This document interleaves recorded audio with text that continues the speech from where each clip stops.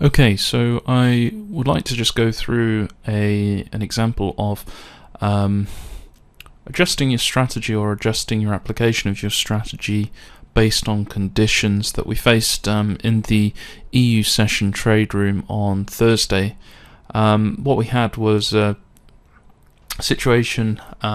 This is the context chart on the left-hand side here for the FTSE.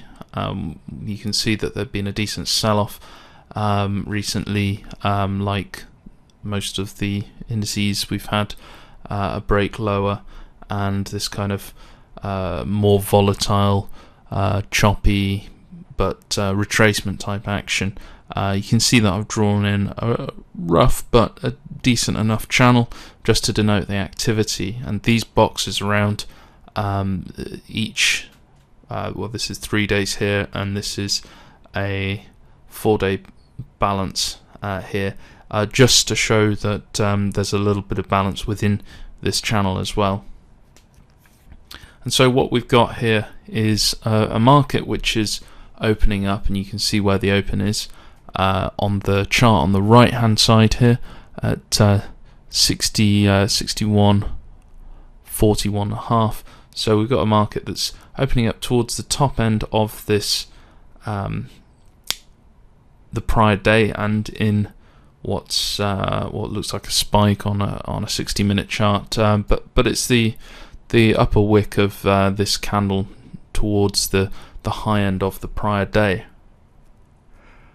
And it should be said at this point that the fundamental context behind this was that Thursday was an ECB day, so we're expecting some possible movement early on, but possible sideways action until the ECB, given that it's an important announcement and big players tend to sit on the sidelines ahead of important announcements. You know, you often get maybe a little move or a decent move at the beginning of the session before these big announcements, and maybe right before the actual announcement or press conference itself, as maybe there's some kind of big squaring up or position taking, but generally speaking there's not likely to be a whole heap of direction, and so the fact that we're opening up, yes, towards the top end of the prior day, but within this balance range, roughly speaking, and somewhere towards the middle of this channel, it kind of just says to you, well, maybe there's not a huge amount of direction for the moment. And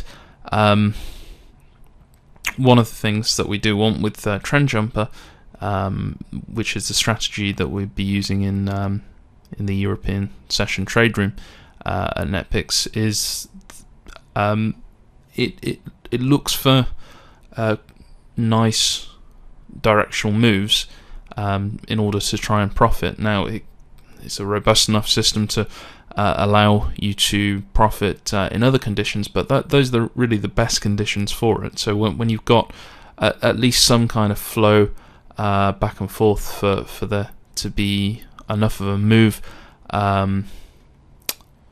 to hit profit targets and hopefully be able to get a trailer running, those are the kind of conditions that we want for Trend Jumper anyway. So with that in mind, we're kind of thinking, okay, what's it going to be like? So looking maybe to take a trade early to catch a possible directional move early on. You can see that I'd drawn in this gold dashed line. I draw these in to show where maybe the market might start moving a little bit directionally from. Bring that one to the front so you can see. So we've got one pretty close at this high of the prior day.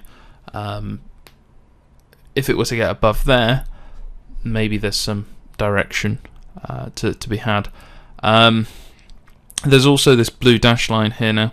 I'll show you this on the 125 tick chart here just in a moment. It's actually on this day here. So this was on Tuesday. There was kind of a bit of a anomaly on the open where the FTSE just spiked up and came right back down, and this blue dashed line, you may struggle to see it on this chart, but when you look at it on the 125 tick chart with the darker background, it will become very obvious. That this blue line denotes where it did actually pull back and retest before looking lower. So this is the spike beyond this, and this was kind of my idea, was that this might end up being a magnet. It also happened to correspond pretty much precisely to the 78.6% retracement of this last leg lower. So when things line up like that, you can get an idea that maybe there's something more to them. Maybe there's some weight behind them if it starts moving how you envisage it might. So what we'll do now is we'll just have a look what the market did, and we'll look at it bar by bar. Okay, so what you can see is initially what happened was we just had a little look lower to test towards the prior day's close. We had a low there at 34.5.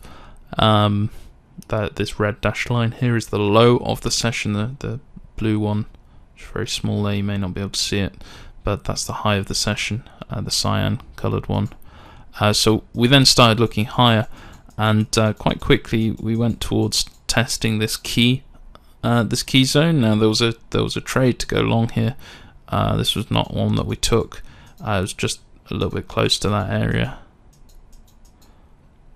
So at this point, it's starting to look like it's channeling, and it's not precise, but we can take a look on the 5-minute, and this has got pre-session data. I don't like looking at pre-session data for the FTSE because on a tick chart or a volume chart, because the volume is so low before the open on the FTSE that it just really accentuates the bars, and it makes the indicators inaccurate in my opinion. So I prefer just to look at any data on a time-based chart if I do look at it. You can see though that what we had overnight, we started to go into a kind of little channel, and with the fact that we got the ECB due out, the fact that we are in this broader channel, it's not strongly balanced, but it's certainly not balanced. It's kind of in a back and forth pattern. There was a decent chance that it might start to go into a channel, and we're early enough to still take a shot. What happened is we did get a proper break, after retesting the open and not really getting very far. There was actually a trade here that wasn't taken. It was right into the open. It didn't get through this prior swing. You can see there, just missed it by a few ticks, a couple of ticks, and also obviously the low that is still there in the way as well. But so that wasn't taken. This one was, however, and unfortunately it looked like it was going to go, and at this point I'm kind of starting to feel pretty confident. But this was a trade here, but as I always remind people, anything can happen. So that's quite nice. Looks like a little kind of a little flag pattern there. Nice strong move there. Channel, small channel, and a continuation pattern. And actually there was an additional setup to go along here as well. We didn't take that. I don't really take add-ons personally in the intraday strategies, but it didn't trigger in anyway. And at this point, what we got was a stop out. Now, the stop actually was beyond this gold line because we made an adjustment there to take into account this spike high, and you can see it did just take it out anyway. And you know, sometimes this will happen, but on many occasions it will save you as well. So, and at this point you can see that actually there's rather more of a hint that it is channeling. What we can do is draw in a trend channel and start to get a feel for what might be going on. And the idea here then is we're looking for either trades that are going to occur at the bottom to go long of the channel, or after the channel breaks to go short. Ideally, if you're going short on a channel break, maybe it's tested a key zone, a key important area already. So we can see that again the line that we're looking for is this I think it's 96.5.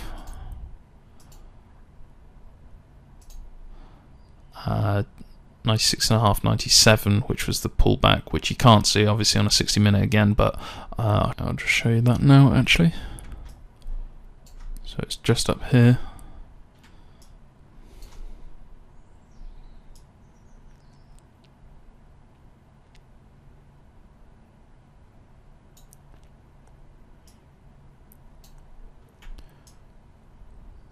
You can see what happened on the open. So this was just seconds after the open. If you look on the time scale here, it's 3, which is actually Eastern time. So this is 8 AM, 02 seconds, 03 seconds, 04, 7, 9, 11, 14, 15, 17.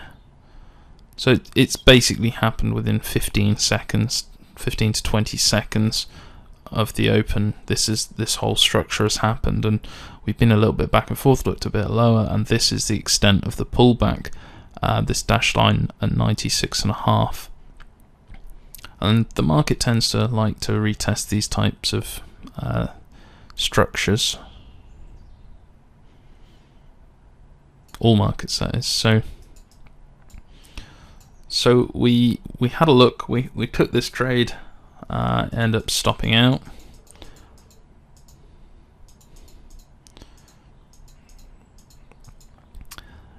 Then there was a trade to go short. It was not below this last swing, so we wouldn't have taken it anyway. However, it was also towards the EMA, the bottom of the perceived channel. And again, this is just for a guide. This is not to take trades based on, but it's just a guide for the trades that occur within trend jumper. And if we see a persistence of behavior, then we can get a better idea of what it is that we're trying to achieve.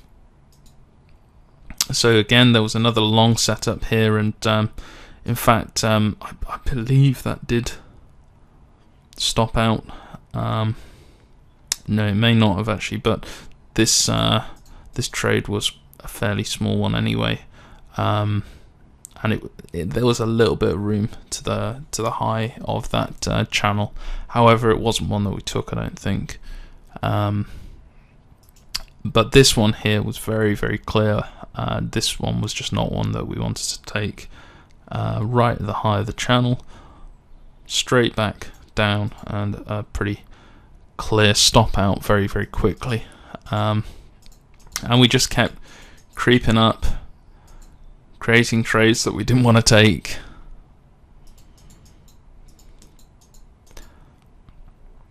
until there was one at this point here, and this, let me just double check, it wasn't that one, sorry, it was this one here, and this one gave us an opportunity to take a long near the bottom of the channel.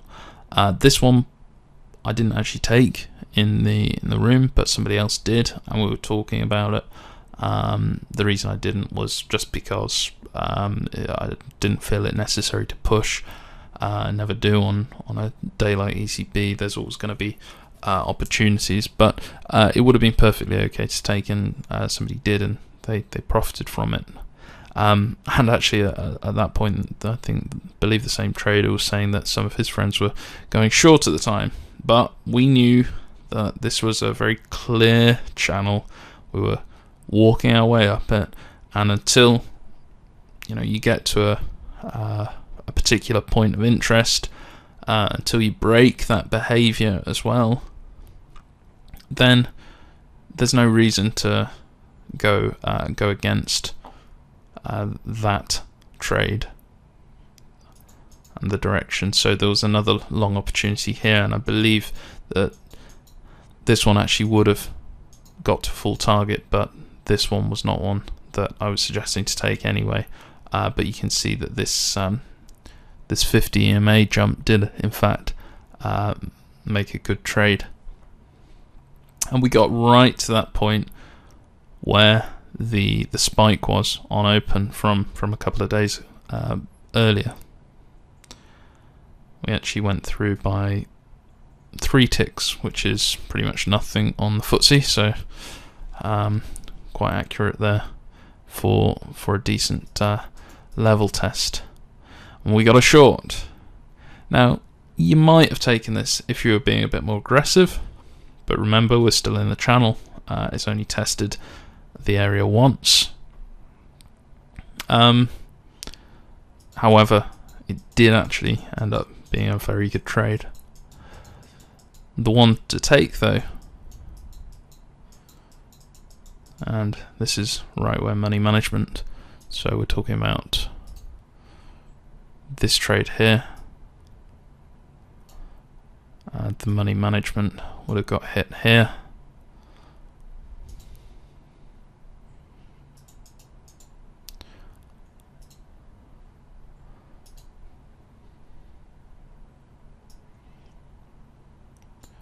Full target here.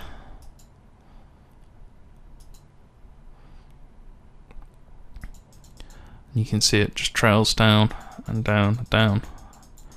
Did very well indeed. However, this is probably more of a realistic trade here. This 50 EMA jump with an adjustment below this low here could have very easily got a full target. Not a massive trade, and there would have been other trades later on, but far more sensible to take this trade here and take the trade that makes sense based on the context, the price action, and the market structure, rather than just trying to force the trade. So this was about taking trades based on what type of activity you see in the market, based on what's due out. I hope that you can see the sense in not taking every single trade that just appears for the sake of it. Taking into account the market's intent is hugely important in my opinion, and it can really make the difference between a trader who's just got a good setup and a trader who makes money from that setup on a consistent basis. Thanks for watching, and I'll see you next time.